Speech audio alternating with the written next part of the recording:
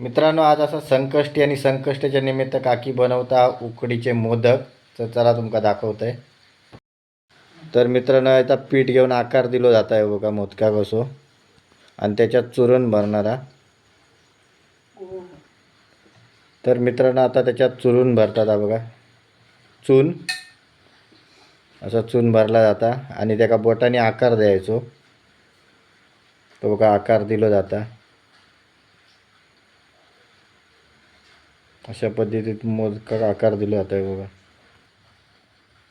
तर आता मोदक आपलं तयार होईल. बघा अशा पद्धतीचा आकार दिला जाता त्या मोदकाक. आणि मित्रांनो बघा, फायनली आपलं मोदक तयार झालेलो आहे. आणि आता ते मोदक उकडत घातले ते पण तुमका मी दाखवतंय.